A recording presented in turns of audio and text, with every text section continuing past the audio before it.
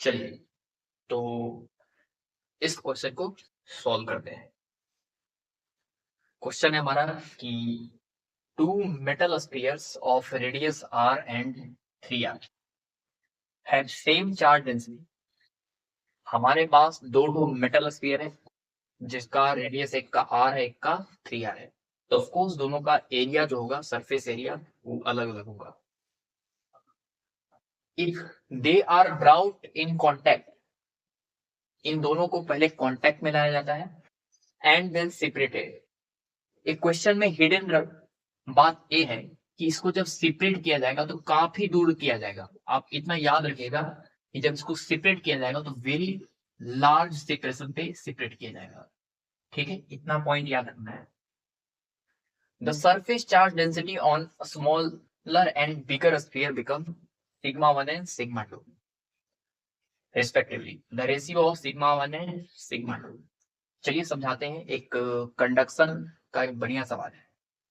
हमारे पास ऐसे दो स्फीयर हैं। एक स्फीयर ए है जिसका रेडियस दिया हुआ है r, एक और स्फीयर है जिसका रेडियस दिया हुआ है 3r। अब इन दोनों को कांटेक्ट में लाया जाता है।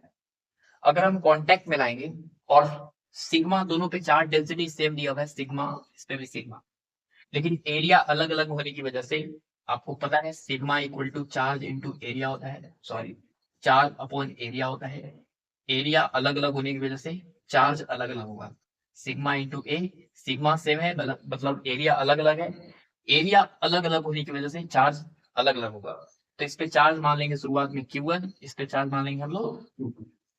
जैसे ही कांटेक्ट में लाएंगे ऐसे, तो कंडक्शन प्रोसेस होने की वजह से चार्जेस जो है इधर से इधर या इधर से इधर ट्रांसफर होंगे, जिसकी वजह से पोटेंशियल चेंज होगा। पोटेंशियल चेंज होगा और पोटेंशियल कब तक चेंज होते रहेगा? जब तक कि दोनों का पोटेंशियल सेम ना हो जाए। चार्ज का आदान प्रदान तब तक होते रहेगा जब तक कि दोनों का पोटेंशियल सेम ना हो जाए। और फाइनली दोनों स्फीयर की पोटेंशियल क्या हो जाएगी? सेम। तो इसकी भी पोटेंशियल सेम, इसकी भी पोटेंशियल सेम। तो आप बोलेगा कि इसका रेडियस है r, इसका रेडियस है 3r, और एक काफी दूर रखे हुए, काफी दूर, वेरी लार्ज सेपरेशन। इनके बीच में इंटरेक्शन को न के बराबर मान के चलेंगे। तो पहले तो हम यहाँ पर ए लिखेंगे कि दोनों पे चार्ज का सम सेम होगा। पहले हम चार्ज कंजर्वेशन यूज करेंगे। तो इन दोनों पे चार्ज का सम Q1 प्लस Q2 बराबर होगा फाइनल चार्ज का सम। इसमें मान लेंगे चार्ज है Q1 डैश और इस पे चार्ज है Q2 dash. Q1 dash plus Q2 dash. ठीक है, Q1 is your sigma into area. Area is your pi, 4 pi r square. Plus Q2 is your sigma into area, 4 pi 9 r square is equal to Q1 dash plus Q2 dash. इसको आप अगर solve कीजिएगा तो 36 और 4 40 sigma pi r square बराबर Q1 dash plus Q2 dash. ठीक है, ये आएगा।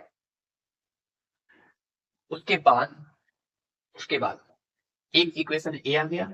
दूसरा इक्वेशन जो है, हम पोटेंशियल दोनों का सेम हो जाएगा तो दूसरा इक्वेशन ए यूज करेंगे। इसका पोटेंशियल बराबर इसका पोटेंशियल, इसका पोटेंशियल होगा के Q1 डैश अपॉन आर बराबर इसका पोटेंशियल होगा के Q2 डैश अपॉन 3r। आप बोलेगा इनका इंटरेक्शन इसके साथ नहीं, क्योंकि सेपरेशन काफी लार्ज है। तो यहाँ से r और r कैंसिल हो जाएगा, k से k कैंसिल हो जाएगा और Q1 डैश आ जाएगा मेरे पास Q2 डैश अपॉन 3। तो यहाँ पे Q1 डैश की जगह पे लिखेंगे हम अगर Q2 डैश बाई 3 तो आ जाएगा 40 5 sigma pi r square equal to Q1 dash is your Q2 dash by 3 plus Q2 dash and 40 sigma pi r square equal to 4 Q2 dash upon 3। 4 से 10 बार में this is your 30 sigma pi r square equal to Q2 dash. उसी तरफ Q1 dash निकालिएगा तो Q1 dash आएगा मेरे पास Q1 dash and this is your Q2 dash upon 3 से divide कीजिएगा तो आएगा 10 सिग्मा पाई आर स्क्वायर। अब हमको इनके सिग्मा 1 बाई सिग्मा 2 चाहिए। इसका मतलब है कि सिग्मा 1 अपॉन सिग्मा 2 चाहिए सिग्मा 1 अपॉन सिग्मा 2 चाहिए, तो सिग्मा 1 बाई सिग्मा 2 अपॉन बराबर सिग्मा बराबर होता है charge upon area, of course 4 pi r square upon Q2 dash upon area 4 pi 3 r का होल स्क्वायर। 4 पाई से 4 पाई कैंसिल, यहां पर आ जाएगा मेरे पास सिग्मा 1 बाई सिग्मा 2 बराबर Q1 dash by Q2 dash into 9 r square by r square, ये cancel हो जाएगा।